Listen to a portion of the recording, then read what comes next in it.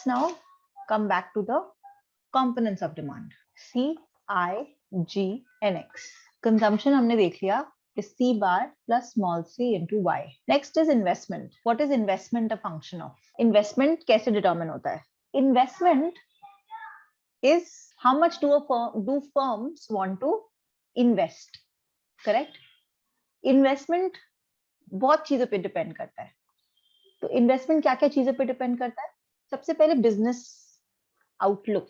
For example देती हूँ, corona virus के टाइम पे आउटलुक कैसा था? बेकार, राइट? बिजनेस डूबने वाले हैं, कौन खर्चा करेगा? Everybody just wanted to save, nobody wanted to start a new business. Restaurants बंद हो रहे थे,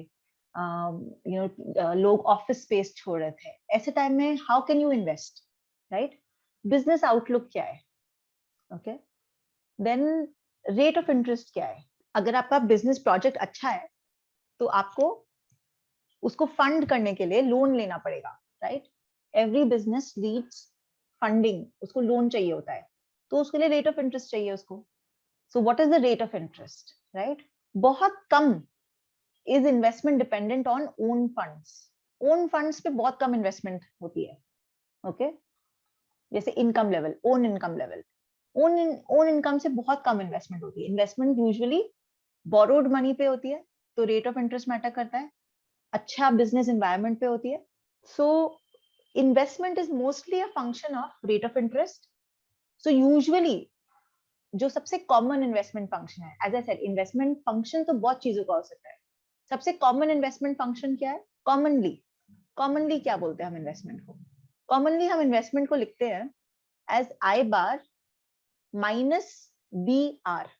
ये मैं आपको ISLM में समझाऊंगी. अभी के लिए हम लिख लेते हैं investment commonly is a function of rate of interest. ठीक है, कॉमनली इन्वेस्टमेंट किस चीज का फंक्शन है? रेट ऑफ इंटरेस्ट का. सेकेंडली, रेट ऑफ इंटरेस्ट और इन्वेस्टमेंट नेगेटिवली रिलेटेड है. नेगेटिवली रिलेटेड का क्या मतलब होता है? इसका मतलब ये हुआ, रेट ऑफ इंटरेस्ट अगर बढ़ेगा तो इन्वेस्टमेंट डिमांड घट जाएगी, और रेट ऑफ इंटरेस्ट घटेगा तो इन्वेस्टमेंट डिमांड बढ़ जाएगी. तो इन्वेस्टमेंट एक फंक्शन है रेट ऑफ इंटरेस्ट का, और एक नेगेटिव फंक्शन है रेट ऑफ इंटरेस्ट का. ठीक है. नाउ सिंस हमने SKM में क्या किया है? SKM में रेट ऑफ इंटरेस्ट को हमने कांस्टेंट ले लिया. SKM ने हमने रेट ऑफ इंटरेस्ट को कांस्टेंट लिया हुआ है, करेक्ट? तो मतलब SKM में इन्वेस्टमेंट हो गया कांस्टेंट, क्योंकि इन्वेस्टमेंट रेट ऑफ इंटरेस्ट का फंक्शन है और रेट ऑफ इंटरेस्ट कांस्टेंट है. तो इन्वेस्टमेंट भी बाय लॉजिक कांस्टेंट हो गया. Is this clear? तो SKM में इन्वेस्टमेंट हमेशा कांस्टेंट रहता है. Does anybody have any question still here? Investment क्यों कांस्टेंट है? Okay, so investment usually I bar जैसे लिखा जाता है. कभी कभी कुछ क्वेश्चंस में बोल देते हैं कि maybe investment is also positively related to income, कि एक इनकम का एक फ्रैक्शन इन्वेस्ट कर दिया जाता है. Okay, so we can write that fraction is anything. Let's see, मैंने उसको लिख दिया ZY, कुछ भी लिख सकती हूँ मैं. Z क्या है? Some fraction, maybe 1/10 for example. तो अगर आपकी कोई GDP है, लेट्स से GDP 1 लाख रुपए है, तो उसका 1/10 जो हुआ 10,000 आप इन्वेस्ट कर दोगे. 75% तो आप खर्च करने वाले हो और 10,000 आप इन्वेस्ट करने वाले हो. तो इसको ZY की जगह हम कर देते हैं small IY. It is the fraction of income which is invested. तो आपको इन्वेस्टमेंट फंक्शन क्वेश्चन में देखना होगा क्या गिवन है. अगर आपको कुछ नहीं गिवन है तो हम अज्यूम करेंगे वो कांस्टेंट है. अगर उन्होंने कुछ नहीं बताया हुआ इन्वेस्टमेंट फंक्शन के बारे में और बोला हुआ है कि SKM है, सिंपल कीनजिन मॉडल का ये क्वेश्चन है, तो हम अज्यूम करेंगे investment constant.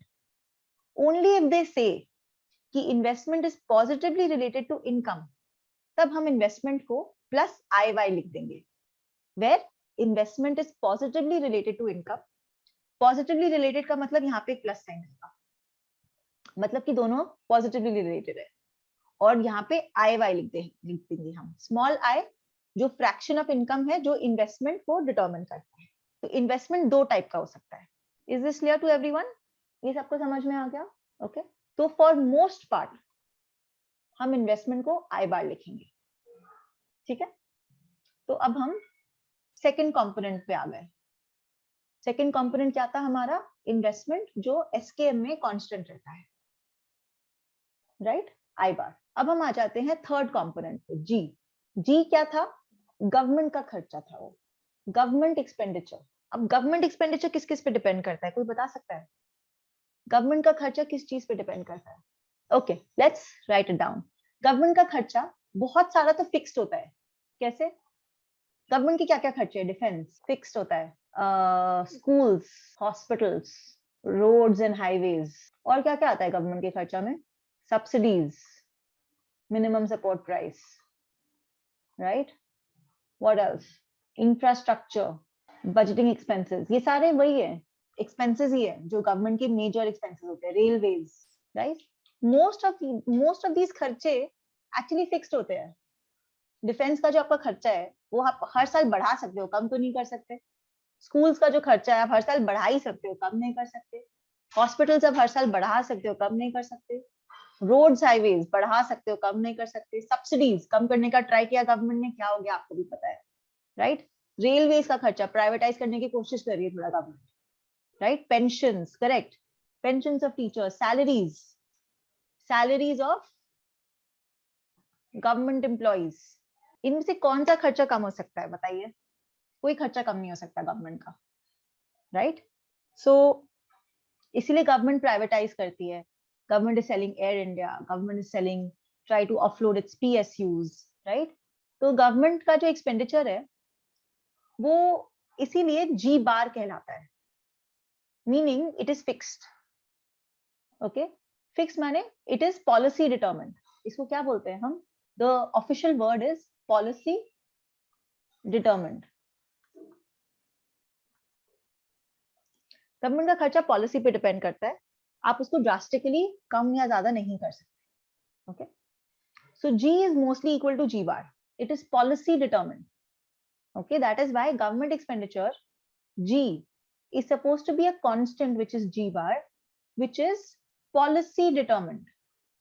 Is this clear? The word policy determined is clear. वो गवर्नमेंट की जो पॉलिसीज होते हैं उनके हिसाब से उनको खर्चा करना ही पड़ता है। कभी कभी क्या होता है कि तो यूजुअली यही होता है, G is equal to G bar. Sometimes question में दे देते हैं कि ये जो गवर्नमेंट है ये जो खर्चा करती है वो उतना ही करती है जितना वो टैक्स अर्न करती है। सो टी को हम मान लेते हैं पर यूनिट टैक्स। ओके, तो per unit tax, suppose tax rate आपका कितना है, एवरेज टैक्स रेट निकालना पड़ेगा। एवरेज में आपका 25% टैक्स रेट है या 30% टैक्स रेट है, जो भी है। सो सम टैक्स रेट इज देयर, तो पूरी जीडीपी का उतना परसेंटेज गवर्नमेंट के पास जाता है और वो पूरा का पूरा वो स्पेंड कर देती है। Okay, so G mostly is always equal to G bar. कभी कभी क्वेश्चंस में दिया होता है कि G is equal to T Y, G is equal to tax collection, इसको बोल सकते हैं हम tax collection. G is equal to T Y which is tax collection. इसको एक और वर्ड दिया जाता है, बैलेंस्ड बजट। टैक्सेस को लिखने के भी दो तरीके हैं, हम टैक्सेस को टी वाई भी लिख सकते हैं और टैक्सेस को कांस्टेंट भी लिख सकते हैं। ओके, तो एक अगर मैं सपोज टैक्सेस को टी लूं तो जी और टी में क्या रिलेशन बनता है? या तो जी टी से ज्यादा हो सकता है, कम हो सकता है, इक्वल हो सकता है। गवर्नमेंट एक्सपेंडिचर, ये है गवर्नमेंट एक्सपेंडिचर, ये है टैक्स कलेक्शन। गवर्नमेंट एक्सपेंडिचर जब टैक्स कलेक्शन से ज्यादा है तो हम क्या बोलेंगे? इसको बोलेंगे कि गवर्नमेंट बजट जो है वो है डेफिसिट में, खर्चा ज्यादा हुआ कमाई कम हुई, गवर्नमेंट डेफिसिट में चला गया बजट। जब टैक्स कलेक्शन ज्यादा है और गवर्नमेंट का खर्चा कम है तो बजट गया सरप्लस में, ज्यादा पैसा है खर्चा कम है, राइट। और जब दोनों इक्वल है तब क्या हुआ? इसे बोलते हैं बैलेंस्ड बजट। तो जी और टी का के तीन रिलेशंस हो सकते हैं, करेक्ट। सो गवर्नमेंट एक्सपेंडिचर जो था हमारा mostly equal to G bar होगा हर क्वेश्चन में, कभी कभी उसको as a twist, as a variation वो बोल देंगे कि जी को आपको टी के इक्वल ही रखना होगा या जी को आपको टी वाई की इक्वल ही रखना होगा। तो ये सब हो जाते हैं twists. In general G is equal to G bar policy. Okay, तो जी को हम जी बार ले आते हैं। ठीक है, नेट एक्सपोर्ट्स का जो है, मैं अभी नेट एक्सपोर्ट्स हटा रही हूँ। क्यों हटा रही हूँ? क्योंकि मैं इसको बना रही हूँ closed economy. Okay, open economy जब मैं कराऊंगी तब उसमें मैं ओपन इकोनॉमी ISLM करा दूंगी आपको। ओके, तो ओपन इकोनॉमी ISLM मैं उस टाइम करा दूंगी, अभी मैं आपको सिर्फ क्लोज्ड इकोनॉमी करा रही हूँ। ठीक है, एवरीबडी क्लियर? तो एग्रीगेट डिमांड क्या बना? C plus I plus G in a closed economy. अगर हम इसको ओपन करेंगे तो एग्रीगेट डिमांड बना C bar plus small cy plus I plus G। Okay, अब हम इसमें एक और चीज ऐड करेंगे, लास्ट चीज ऐड करेंगे। वो ये है कि जो कंजम्पशन फंक्शन है, जब मैंने आपको कहा था कि consumption function C bar plus small cy होता है, C bar plus small cy होता है, लेकिन एक्चुअली ये जो y है वो इनकम नहीं है, वो होता है डिस्पोजेबल इनकम। तो हमने एक नया YD टर्म बनाया, वो है disposable income. Can anybody tell me अब ये डिस्पोजेबल इनकम क्या हुआ? Disposable income is that income, yes, which you can actually spend. So what is disposable income? It is the income that you earn minus the tax that you have to pay plus any transfer that you receive from somewhere. Yes, Lisa. Everybody, you are all correct. So what is disposable income? It is the income that you earn minus the tax that you pay plus if there is some transfer that you receive, right? जैसे scholarship अगर आपको मिलता है तो this is the formula for disposable income। And जो आपका consumption है वो इनकम पे डिपेंड नहीं करता, डिस्पोजेबल इनकम पे डिपेंड करता है। What is disposable income? y minus tax plus TR। Tax को हम कैपिटल T भी लिख सकते हैं, TY भी लिख सकते हैं, y minus tax plus transfers, ये हुआ डिस्पोजेबल इनकम।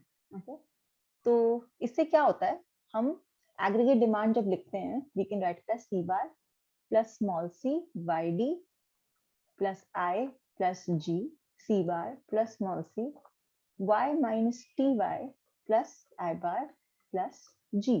ये हमारी सबसे कॉमन इक्वेशन है SKM की।